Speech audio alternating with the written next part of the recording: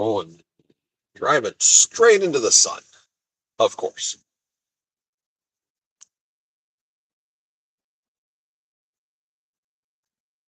Morning, morning, morning. It's almost 8 o'clock here local. I am in extreme eastern, where you at, dude? Extreme eastern Nebraska, getting ready to pass back into Iowa here in a second. And I'll be driving into the sun here for a few.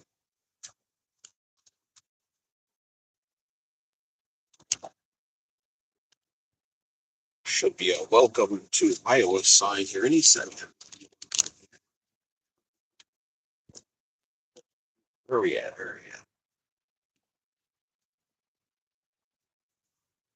Already. Where's the sign? Where's the sign?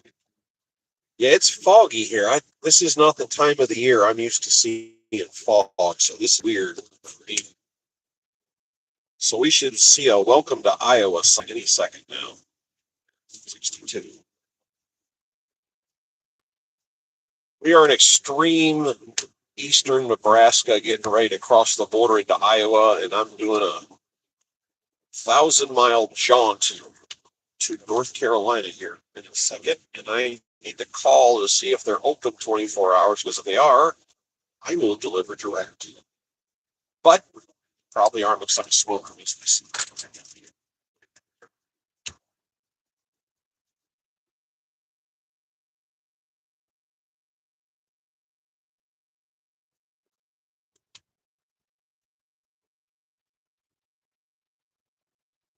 Oh, it's going to be the water, isn't it? There we go. There we go. No, hold on, hold on. Missouri River. Looking for the sign. State line. Where's the sign? Okay, just rolled across. Where's my sign? Iowa. There it is. We got to have the traditional horn book. Welcome to Iowa. There. It's official. We're in Iowa. Currently just picked up a 900-pound something on a big metal rack, and I am running it to North Carolina. This is not a direct. Today's Wednesday. They want it there by Friday, but I'll probably be there around midnight tonight. And I got a call to see if I can deliver direct, because this package is so large it ate up my entire back of my van, and I don't have a bed. So I either have to figure out how to sleep without it, or I have to figure out what I'm going to do tonight for sleep, and if I have to get a hotel. So right here on the Iowa-Nebraska border to a town called Morganton, North Carolina. And I originally thought it was Morgantown, but that's like, West Virginia. Oop, gotta take my speed back up here. It's a 900-pound load, so I got the old van set on tow/heavy mode right now. I picked up what said the pickup spot was some kind of local, look, it said power authority, power plant ish.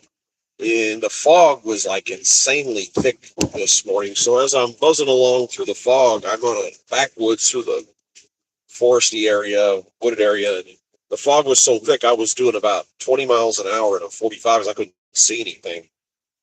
And I ended up rolling up on a guard shack, which I did not expect to see. I thought I was just picking up something from a warehouse. Two dudes in the guard shack come out, and their physical appearance did not leave me much to feel positive when it kind of had that look about them. Like, oh, here we go. And the body language when they came out kind of reminded me of the guys that want to think that whatever job they have is really important. Turns out they were actually pretty nice dudes. They looked like carbon copies of each other.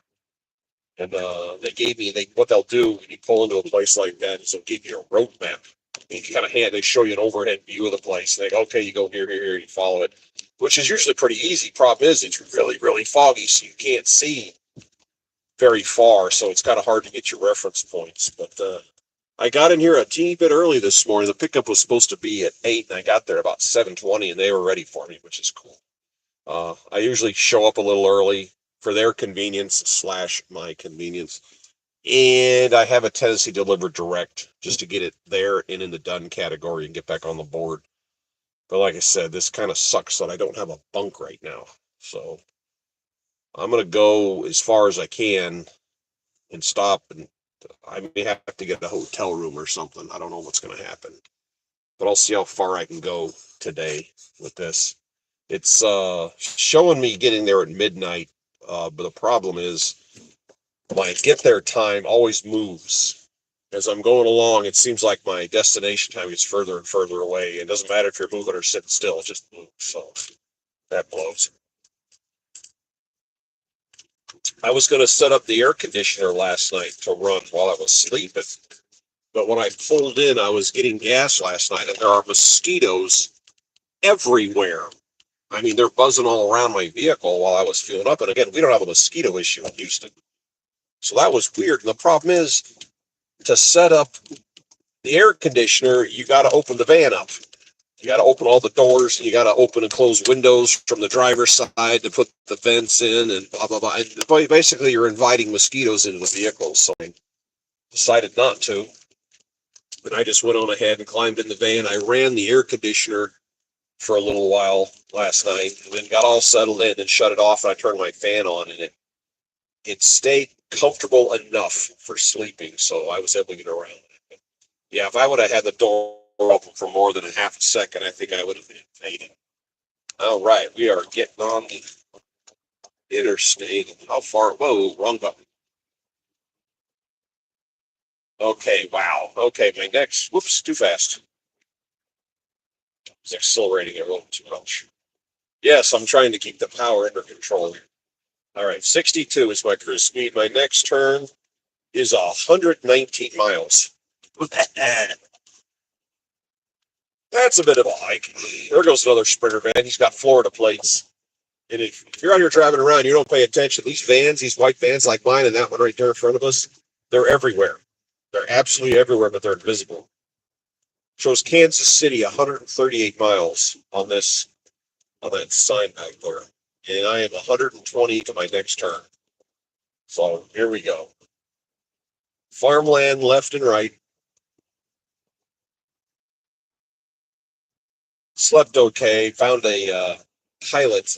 I slept at the pilot Flying J in Percival, Iowa. So I actually jumped across the border, sleep in their parking lot. That was kind of nice. Ooh. If anybody's got a question about where we're going, what we're doing, or expediting in general, please throw it out there. When you're loaded, you don't really think about it. But when you're not loaded, you're thinking about being loaded all the time. And you don't make money when you're sitting still. And there's a couple of voodoo tricks you could use to get a load. And one of them is be busy. Be doing something or getting a load would be inconvenient. And I promise you'll get one. Throw your laundry in a washing machine, let it fill with water, and then you'll get the call. They'll say, oh my God, you need to pick up this package 50 miles away and you need to be there in 9 minutes or something like that. Or get your gear out, spread out, get your chair, get comfortable, get all the doors open, and then they'll call you. You got to put everything away. Or the guaranteed one is go get a hotel room. It'll be real late in the day and buy a non-refundable hotel room. And all of a sudden they'll go, okay, we got a load for you. That works. It's like a charm. Well, I got stuck for 2 days in Tulsa, and I said, hey, the net is usually 100 miles. They'll cast it at 100 miles around wherever you're sitting looking for a load. And I said, get aggressive, which means run the price up, run the price down. And I said, and cast your net wider. So they paid me enough, more than enough to cover, but I deadheaded to this town of Nebraska City, about 50 miles south of Omaha, Nebraska. So it was like 300 miles, which is a big deadhead, but I got paid for it. And it got me this 1,000-mile run going out east. And North Carolina is kind of on the edge of the core area that we all want to be in. You know what I was saying about white vans? There goes another one. That's a rental, but it's another white delivery van with Ohio plates. So that could be another Expediter. I don't know. But yeah, you want to be, when you're expediting out here, you want to be in the core area, which is the northeast part of the country, because that's where all the cargo, the manufacturing, and the moving around goes on. And I have to leave the core to go home, and then I got to work my way back. And I can usually get a run to Laredo. Get a Texas run. It's doable. Laredo is very doable. But then from there, I don't even wait around. I just try to go home. But today is the 13th, maybe. I hope the 13th. I'm meeting my wife. I'm picking her up at the airport in Pittsburgh here on the 20. I got on the phone for 22nd. I'm going to be meeting her over here. So I've only got 9 more days to run before I take a few days off. Then I'll run again for a few more weeks. But I have the wife come out and hang out on the old family farm. Where is my? There it is. Sorry, checking for my wallet.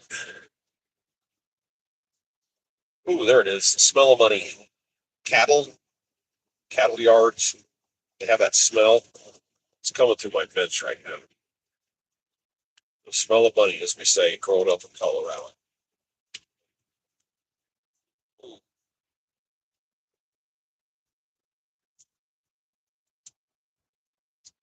Pilot Flying J, where I do all my business, you get the app on your phone.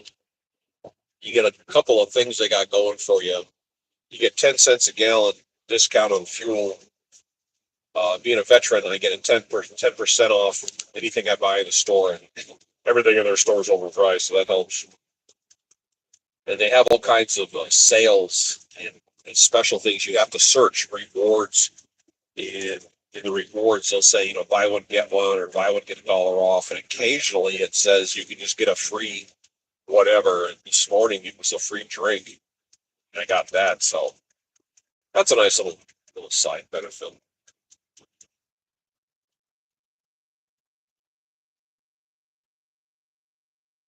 was talking to somebody yesterday for some reason. That was yesterday. Was it?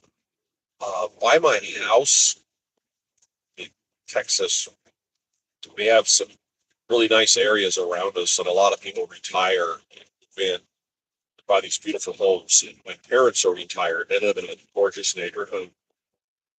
And I was driving over there, and it was early in the morning, and there's all these cars parked in the street, which is kind of unusual. It's big houses, lots of trees, just a really, really nice neighborhood. There's all these cars parked everywhere, and it's like, okay, that's weird. There on the corner, there's a bunch of people standing in a driveway in the line, like 25, 30 people. And I'm like, okay. When I went to the parents' house 2 blocks over, dropped something off, came back, and it was an estate sale. Well, if you've never been to an estate sale, it can be an interesting experience, and I do recommend it. You can go wherever you're living. You can Google estate sales in my area, and they'll have a lot of them. I mean, you live in Florida, it's insane, but the people I talked to, because I went into this one and I was talking to people standing there in line, and they said they hold multiples Saturdays and Sundays all year round. And an estate sales when somebody gets old and dies off, and their family takes care of all the stuff, and then they have a house full of belongings they don't really have need for. So company comes in and puts price tags on furniture and TVs and clothes and yard equipment, just all kinds of stuff that you can come through and buy individual things. It's just to help clean the house out. It's it's interesting to look at what people have acquired over a lifetime. And I personally, I like to go to estate sales because I know what my wife likes, little things she thinks are interesting. And I like World War II stuff. I'm a big time World War II buff. I look for things that people are going to throw away because I don't care. I find medals, sometimes artwork. I find things, souvenirs from the war, stuff like that. But at this point, the World War II veterans are pretty much gone. There's only like 60,000 left. But 16 million that existed at one time. There's only 60,000 of them left. So it's getting harder and harder. So we go in this beautiful, I live in this beautiful house. It's on a corner lot, one of those pull through driveways. And they had a beautiful pool. Apparently somebody went to Baylor University because they had all kinds of Baylor stuff all through the house. I bought a couple little things that I know my wife likes. Uh, they had a lot of furniture, a lot of clothes. And what I like is you get to a certain age and you stop buying clothes. You just kind of hold on to what you have. Just go through a closet. There's all this clothes hanging up. And it's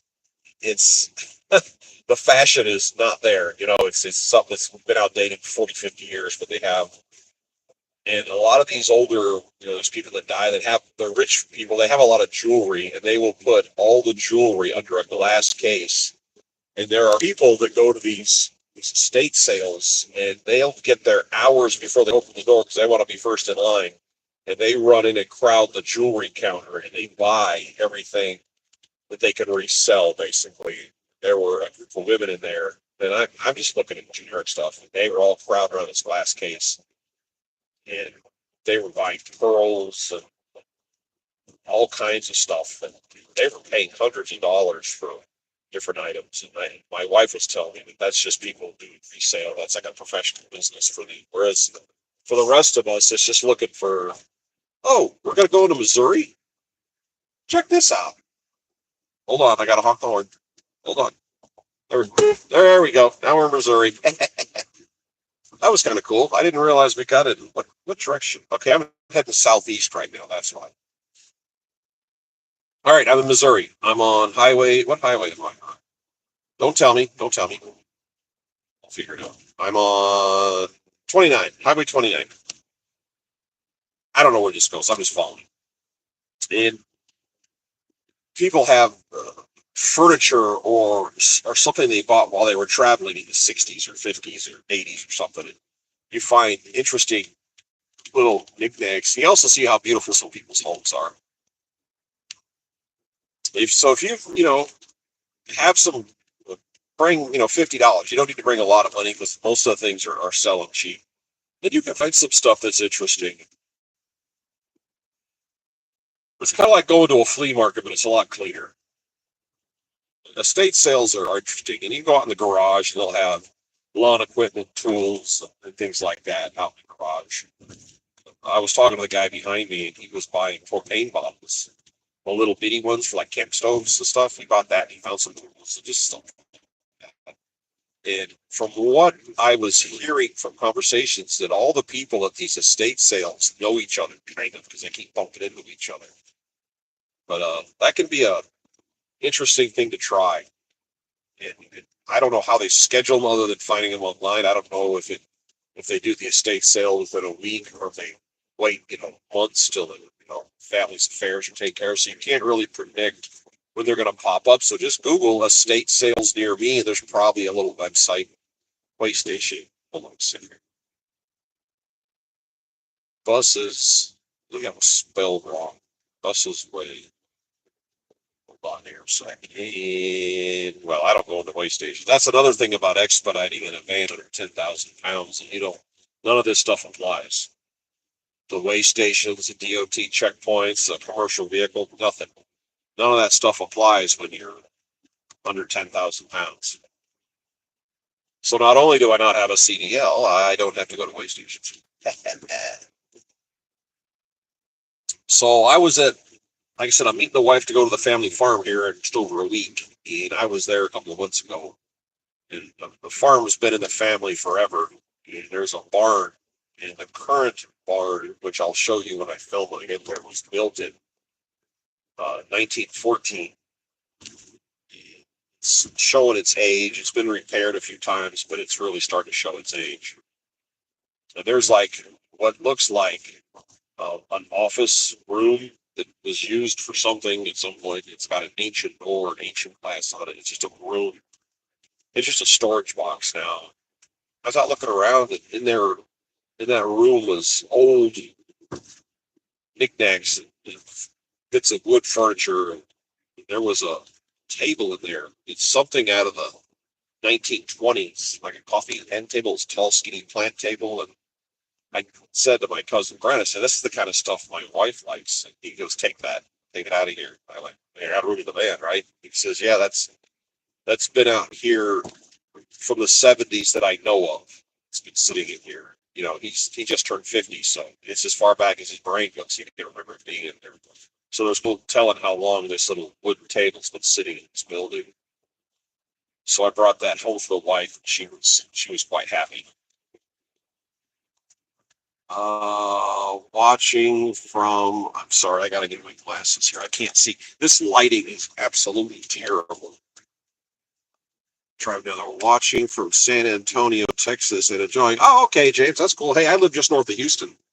That's cool. Yeah, I just like people to see what it looks like. I occasionally stream late at night, like 11 o'clock at night. I came on here, and that was probably my most successful stream ever. I had like 80 people on here, which for me is a lot. Other people, it's not. And they were from New Zealand. I had a couple of people from Berlin and a guy from Australia. They just like to see what it looks like, what the road looks like. So, like I said, I just went Nebraska, Iowa. Now we're in Missouri right now. I didn't realize it was this close together. But we're on Highway 29. My dash says I'm southeast bound. And I don't even know what my next turn is, but it's 104 miles from here. I've got a 900-pound pallet in the back. Excuse me. You left your tire. See that? I was thinking about doing manual labor, kind of allergic reaction. Let me bring my GPS out here just a smidge. See what it says. I have a brand new GPS in here, and it loses power in and out. I can't tell. It doesn't go out that far. Anyway, I think I don't know. I'm just following the road. And I bought a Garmin. I bought an expensive one, but the power cord is intermittent. It seems like. And there's power to the cord. I plug it in different places, and the light on the plug never goes out. But the GPS itself is like powered up, then it's not powered, and when it goes to not power, it gets real dim. It kind of goes back and forth with like pain, but I got to get that fixed. Anywho, why does that say Nebraska back there? All right. Last sign I saw was state line. It says you're in Missouri. So unless Highway 29 cuts across a bunch of borders up here. Anywho, I like mornings. I like early mornings. I like driving at night. Most people don't, but early morning is my favorite time to drive. So I'm going to go as far as I can go. See what happens. Yeah, I like San Antonio, by the way. Very fond of San Antonio. I've taken my wife over there a handful of times and gone to the river walk. What was the name of that hotel we stayed at there? Anyway, we found this really cool hotel, the Riverwalk. I don't remember the name anymore, but we really enjoyed going eating at the restaurants and stuff. Oh, I got a Riverwalk story for you. About 2014 was the first time I brought my wife over there. And you know how you grab a random person to take your picture? You know? Well, I stopped the guy. Hey, can you get our shot? He's like, yeah, cool. And he took our picture and he walked off. And it dawned on me after he walked away, Joe Montana of the 49ers. And I'm like, wait a minute. We had our picture taken by Joe Montana. I was like, wow, that was interesting. Not a very big guy, by the way. But my brain was going, man, you recognize him. Is that a gas can? And gas can. Sitting on the side of the road.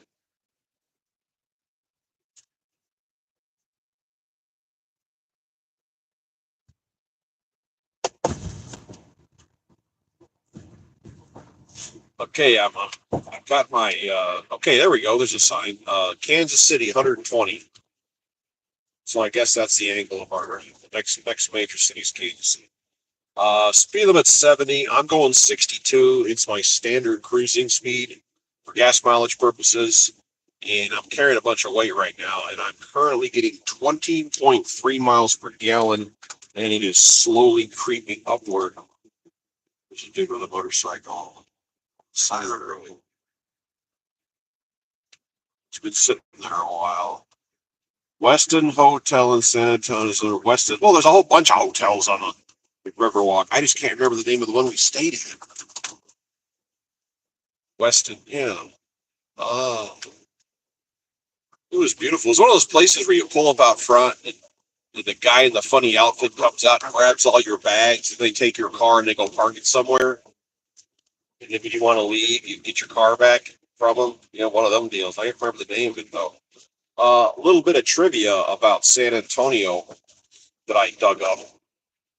If you look at the hotels that are around the Alamo, one of the laws they have in effect is when the sun sets, no hotel, no building, no structure can put a shadow on the Alamo at any time of the day.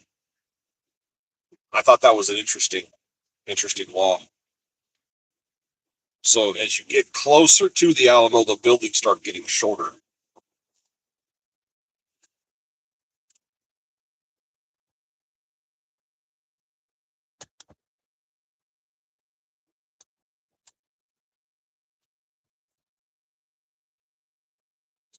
Now this guy getting ready to pass me is another Expediting type vehicle. That's a kitchen. Okay, that works for a specific company, but that right there, that's another category of expediting vehicles. I looked into that also. Of course, they're a lot more expensive to buy, and they burn a heck of a lot more fuel. But more times than not, they're carrying the same load that I'm carrying. The 1, 2, and 3 pallet loads. And the cost of operation of that vehicle that just went around us is way more than my van. So what's the point? I did the research on that. Greetings from Jakarta, Indonesia. Wow, good. It's evening where you're at. It's 8:20 in the morning where we're at. Yeah, see, look at there, James. We got a guy. Go pal. So I can't pronounce that. From Jakarta, Indonesia. This is what's cool about streaming is you don't know who's going to pop up and come in here. What's this guy doing? There's a dude walking down the side of the road. Check this out. And to answer your next question, no, it's not legal to walk down the side of the road, the interstate.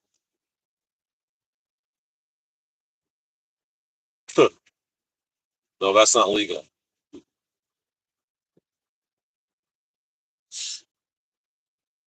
Right on. Indonesia. Well, tuning in from Indonesia, I think I'm in Missouri. I'm on interstate city of Rockport, Missouri. On 29, I did a pickup in Nebraska. I've got a 900-pound pallet in here, and I'm taking it to North Carolina. So I'm going to be buzzing across the Midwest.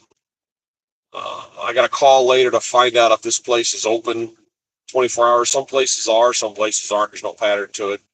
So if I can deliver this direct, I will. But I probably won't be able to. So I'm going to find out the hard way, which means I got to figure this. It's already, PM. Wow, it's a 12-hour difference. All right, cool. Ooh. That's cool. All right, yeah. Like I said, I don't have my bunk available. It's folded up to accommodate this. And sometimes when you have to fold the bunk up, you can just throw your mattress on top of the load, depending on what it is. And this is a piece of machinery on a big, heavy frame. There's no way to do that. So that option. Okay, here we are again, Missouri. Wilkinson. Rust area. We need to go into the local cell? Sorry.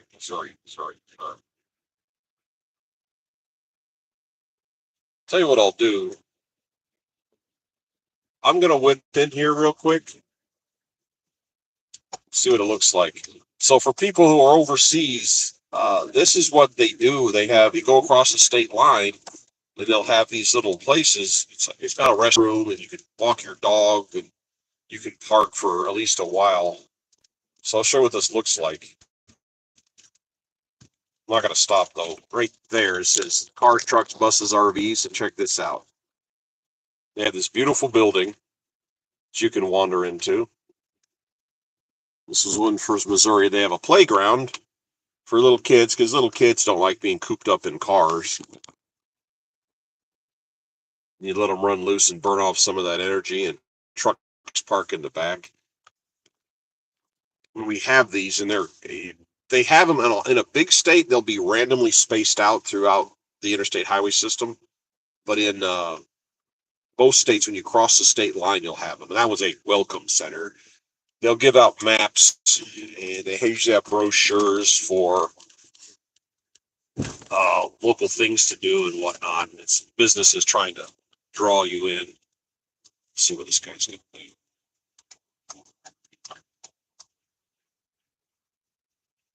Just wanted you to take a peek at that. Back up to, oh, there we go, 62.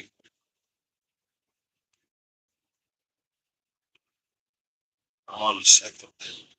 And some states really go all out with their welcome centers. I've seen some beautiful ones.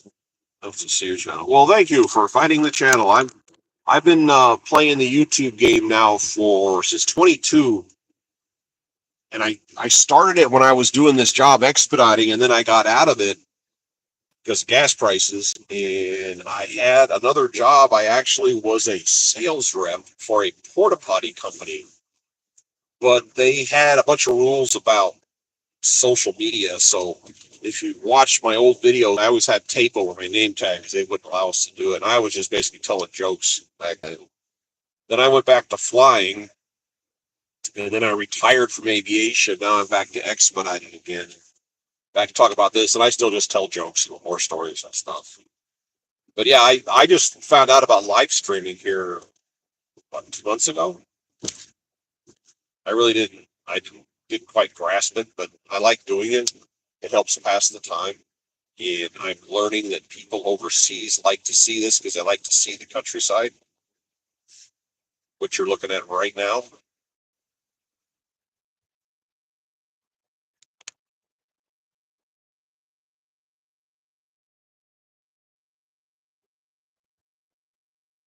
And if you dig around on my channel, I have it broken into playlists, and a lot of it falls under completely random nonsense.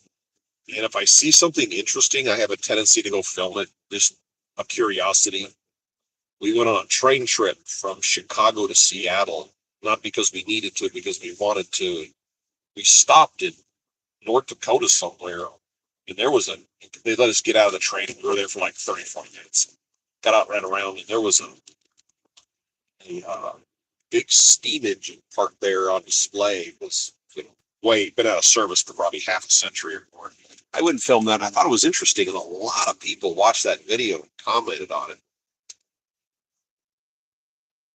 And I got a kick out of it. I didn't realize how big the steam trains used to be there. That power wheel on the train is taller than me. I'm 6'4". That wheel was taller than I was, the power wheel. I thought they were like, waist high or something. Wrong.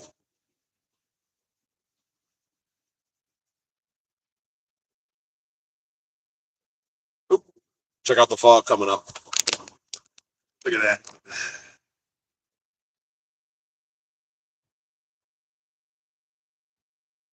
This isn't the time of year for fog in Texas. This is weird.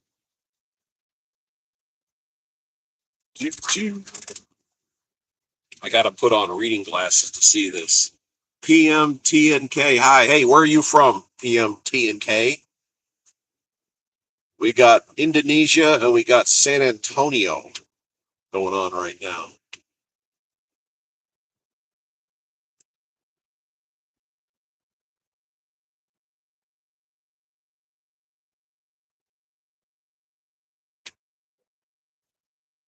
I was on here a long time ago when I first started this, and a guy popped up watching what I was doing, and he said, I asked him where he was from. He said, alert. What's alert? He said, Canada. If you're ever bored, look up alert, ALERT, Canada. It is the most northerly full-time manned outpost, military / weather outpost, I think, in the world. It's way up on the northern tip of Canada, parallel to the top of Greenland. It's a little station up there called Alert NW or something. But look up Alert Canada and find it on a map. This guy's up there. There was only like 30 people that were up in that area that are on this place. You are as isolated as you could possibly be. Dave J. Let me think here. I'm zigzagging from Nebraska City, Nebraska, which is about 50 miles south of Omaha, and I'm in a southeasterly course, southeasterly, and I'm going to end up in North Carolina. So I do believe towards the end of this drive, I'm going to be going through Appalachia. Appalachia is an interesting place.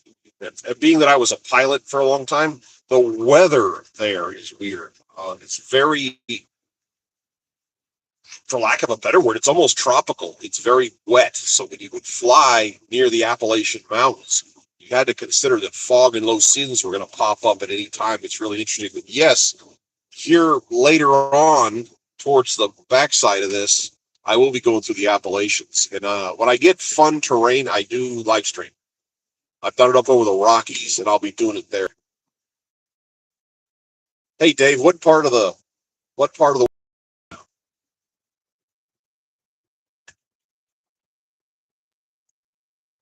So I'm currently going southbound. The Appalachian Trail is kind of a northeast, southwest line.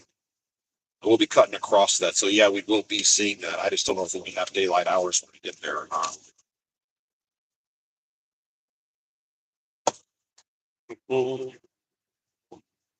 UK, right on. I was telling somebody else here earlier, I've had people on here from Berlin and New Zealand at the same time. This is Missouri, I think. It's a key word. I think I'm in Missouri. And my next turn is 90 miles from here, and it's Kansas City. So we're kind of cutting at an angle. We may go back into Kansas here at some point. Maybe. I'm on the right place on the map.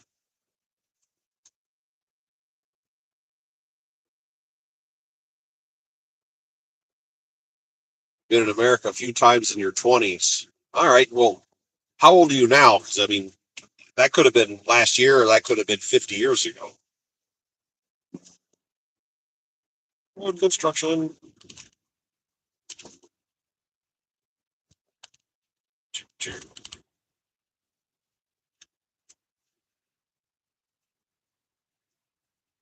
Yeah, last time I set foot in the UK was in 1981. I was 13. Here's a story.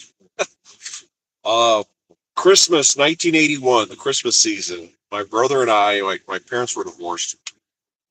My dad's retired now, but he's an airline pilot, so we used to travel constantly. It's part of the deal of being with an airline family. You're in your early 30s, went to New York, Boston, and Washington. All right, so you have the East Coast experience, which is completely different from the Midwest, which is the center east part of the country, and the West, which is the entire western half. So you have the East Coast experience. Okay, that's one thing, but the country, United States, is so wildly diversified in its culture and its terrain.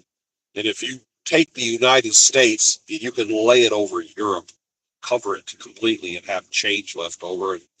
I watched a YouTube video by a guy from the UK, and he said he had to wrap his head around the concept that most Americans do not own a passport and that Americans go on vacation to America, which to us is perfectly normal, but to the European mindsets, they were like, how is that possible? Because I can tell you this from experience, you can cross over the Texas border, where I live, on the eastern side, and drive hard and fast all day long without stopping. And when the sun goes down, you're still in Texas. you, you haven't even crossed the state. As a matter of fact, the state of Texas would cover a big chunk of Western Europe. I mean, we just have a lot of real estate out here, and um, the culture is different depending on where you go, and the way people talk is different. And I have been in the presence of people who, when they're speaking, you have to really focus on what they're saying because you can't understand it. Their accent will be so thick and regional that you can cut it with a knife as it comes out of their mouth. Yeah, the state of Florida, exactly. It's like Japan has half the population of the United States, and their whole country is the size of California. You're like, oh, that's crowded. But anyway, real quick, back to my trip. We went to London. We did the whole touristy thing in London. We went to Dover, drove over to Dover and looked at that, where they had the ferry boats, the hydroplane, hydrofoil ferry boat things they were doing with the ones that inflated. And when we left, there's two big airports over there. There's Heathrow and Gatwick, and one of them is for European flights, and one of them comes this way. I don't remember which one we were at, but it's Christmas season, so the airport was crowded, and there were people everywhere running around, and just walls of bodies. And I'm leaning against the wall, and kind of out of the way. And I'm 13, and there's a girl sitting there who's a dark-haired girl, buck-toothed, sitting there. And I was sitting next to her, and I said, "Hey, how you doing?" And she had a Minnesota accent. And I just said, "How you doing?" She was bummed out because she was moving, or while they were on vacation, their household was being moved, and she had to start a new life over. And that's that age where you lose all your friends, and you get bummed about moving if you've ever done it. So we sat there and BS'd for a little while, waiting on the flight. Then our flight finally came through, and I said, "All right, see you later, bye." Got on the plane, took off, and flew back to Colorado, where we lived. The flight goes into Denver, and then we get picked up. We live north, up by the Wyoming border. Fort Collins is where I grew up. And we went to a private school at the time, a private Christian school, not very big. And, all the kids come back. I was in 7th grade, I think. And we're all in the classroom. It was all one class. We didn't have like multiple, we didn't mix match. All the 7th grade kids always moved together because there weren't that many students, in the school. So we're all in class, and we're all talking and making noise and blah, blah, blah, blah amongst ourselves because, back in the holidays. Teacher comes in and says, "Oh, by the way, we have a new student." And there she is. And we're looking at each other going, okay. I mean, what are the odds of having a random conversation with a stranger on the other side of the planet, and then 5 days later being in the same classroom with? I mean, that was the experience. Her name was Anne. Whatever happened to her? Good old Anne.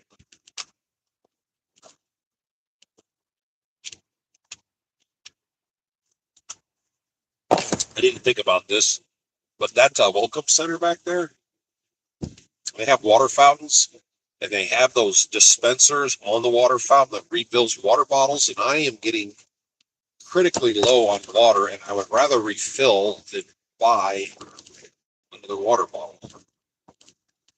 That sucks. So I didn't refill. I didn't think about that. So next chance I get, I'm whipping in and hoping to refill the water bottle.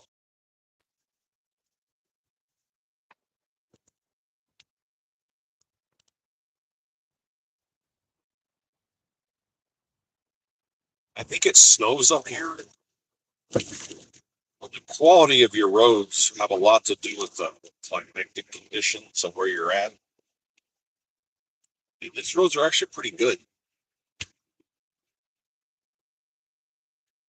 Kind of surprised, actually.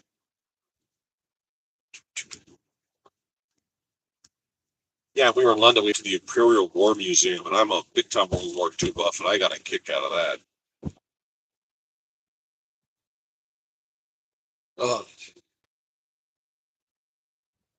Something else about London, I remember they had signs on the roads. And you cross traffic, you look. They actually painted on the ground, look left or look right, because people from other parts of the world, because the British drive on the other side of the road than most other countries. So your brain is programmed to look the wrong way for traffic when you're on foot. And I remember all those signs on the ground.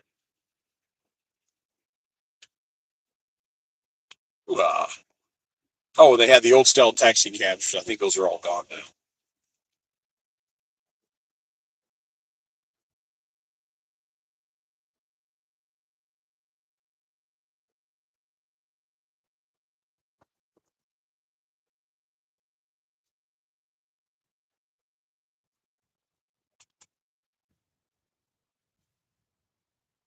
See, I'm trying to read this in the lighting. Surya Kumari says hi. Okay, where are you from, Surya? Surya Kumari. Yeah, what part of the world are you checking in from? Roads of America. Yeah, yeah, we're in I think I'm in Missouri. Whoa, lost my lane. I'm in Missouri. I am southeast bound currently, heading towards North Carolina with a 900-pound pellet in here, some kind of electrical thingy. Well, I'm glad they had the highway pitched off here for no reason. Oh, they're working on the bridge. You can see it now. Well, they should be working on the bridge. Back over it. India, right on. Okay, we got India, Great Britain, and Jakarta on here. Wow, there's a combo.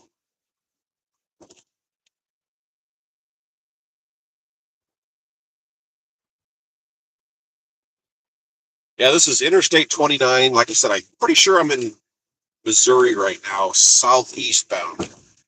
The speed limit here is 70. Bridge. I-29 closed? What do you mean? Closed. I'm on I-29. Huh. That was all about. This is farmland out here. This is a pretty standard interstate here in the States. You got the big grass strip. If you look over here, they separate the road, give you a big grass strip, let people drive on both sides. They have people that come out here and mow, which that needs to be mowed. And the rules of the road here is when you're just cruising, you stay in the right lane. If you're passing, you go around in the left lane and get back to the right lane. And most people pay attention to it.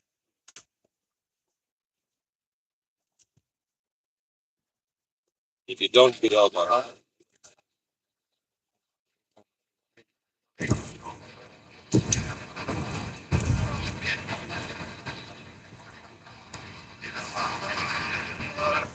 That's the radio going off. Got to move the old visor now.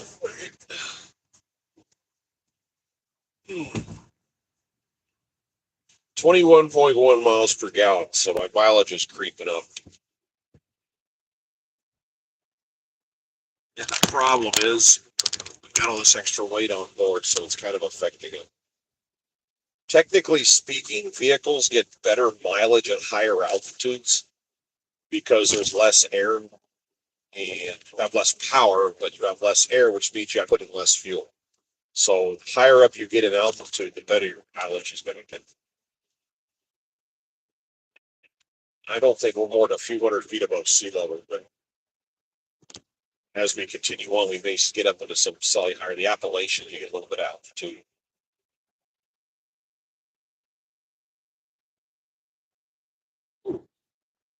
Got corn growing out here out the right side of this field, and the way they make sure your corn was planted properly is they say it's got to be knee high by the 4th of July. I was kind of watching as it was growing. It was past that, all the parts I saw. There's three things they do with corn in this country, and probably the most common is feed corn. Give it to cattle, livestock. It's a cheaper version of corn that grows really fast. Feed corn that people eat, like canned or on the cob, and then they use it to make ethanol. which is a chemical they mix into gasoline, and you can use it to make fuel. That's the three things they do with corn. I don't know if it's an export item, if there's any demand for it, but I know corn processing is a pretty big thing, and corn grows really fast, like crazy fast.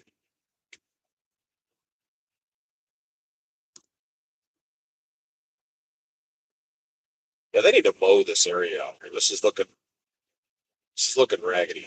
They have tractors with these big, call it a brush chop. It's like a big industrial strength lawnmower.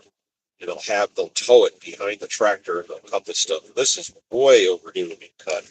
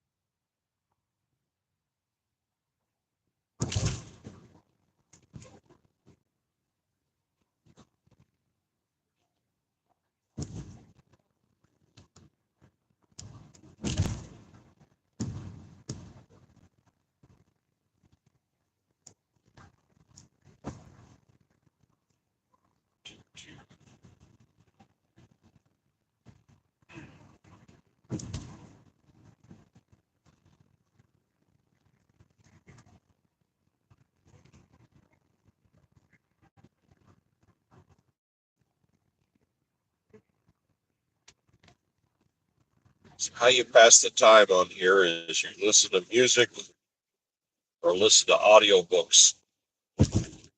Sometimes I listen to podcasts, and uh, I'm a big time World War II, but I discovered audiobooks and I enjoy listening to those. But now I've started messing with this live streaming thing. That keeps me occupied. I'm doing this run right here is 1,000 miles.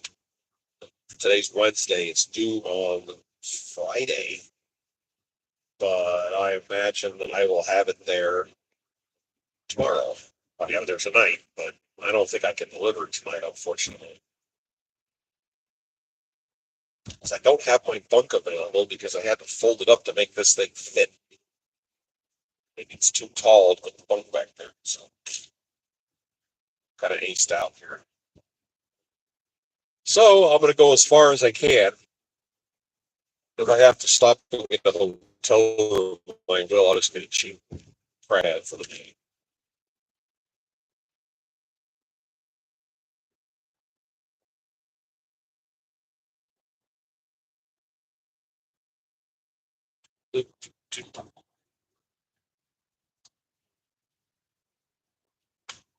Here on the right side of the road, that's part of a tire. Call those road alligators because it's the tread coming off. These trucks are driving along. They literally have their 18 wheelers. They have 18 tires, and they can have a tire go flat. And they don't necessarily know the tire's flat because they can't tell. It'll flop around back there under a trailer and then it shreds. And what you have left is the piece that comes flying off. And that's why you'll see bits and chunks of tire. And then they pull into a truck stop, get out, look, they go check the tires, part of the routine, go back, and the tires were gone, basically. But you couldn't tell, you couldn't feel it. That's why you'll see bits of tire. Other than that, you're not really seeing anything on the road, which is nice.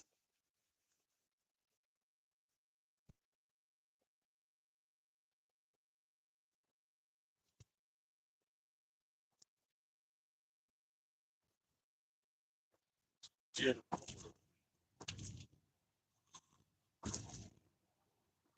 drive around doing this job long enough and you start recognizing stuff you've seen before.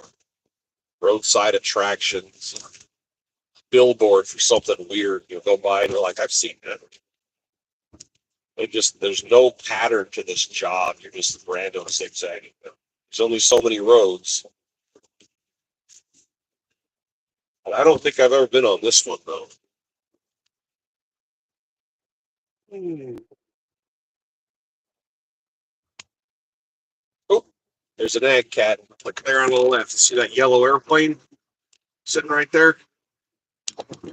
That's a called an agricultural tractor or an ag cat. What they do with them is they do crop dusting.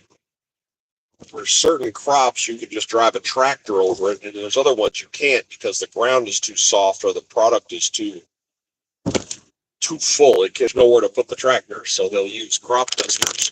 And I think it's in tomatoes they do it. And you have to spray it. I think it's to stop bugs. You'll go out and spray it. They'll dive down and turn the sprayers on and go across the field, get to the end, and shut it off. Pull up, whip a U-turn, come back down and do it again, and then it's fine. But if it rains, they have to do it again.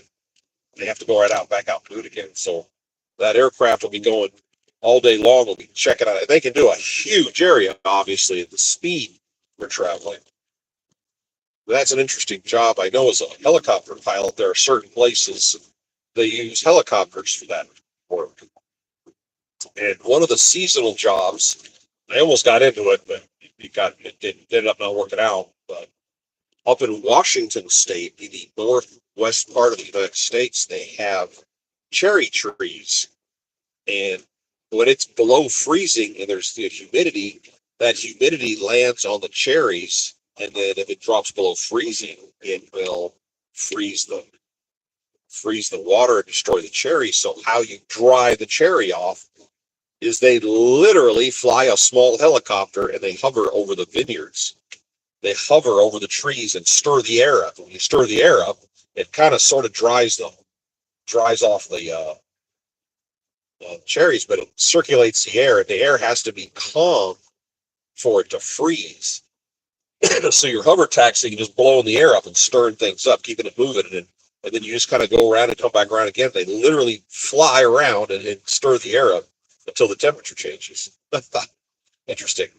Just blow the trees around. Okay, works.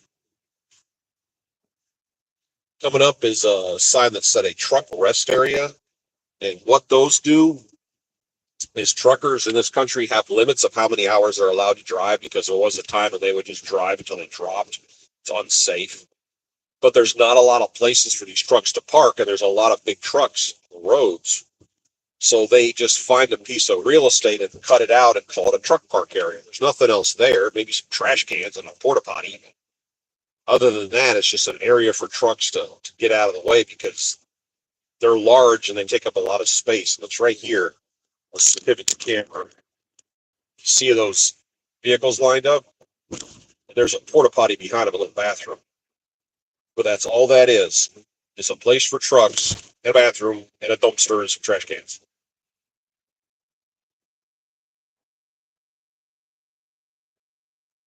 There's no restaurants. There's no anything in there. Ooh, got a big one. I just had a big old bug bounce off my windshield. But he never does that again.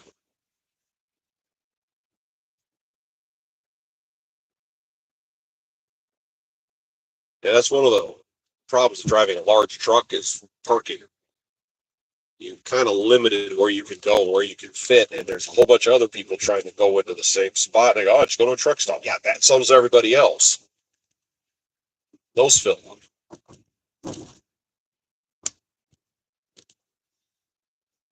Ooh. We are coming up on a little bit of hilly terrain. All right. Tell you what, I am coming up on 1 hour here, and I got a bunch of phone calls to make. Later on, if the terrain gets a little more interesting, a little more mountainous, I will come back on here because I like babbling and talking and meeting people. But I will be back on here later. You guys take care.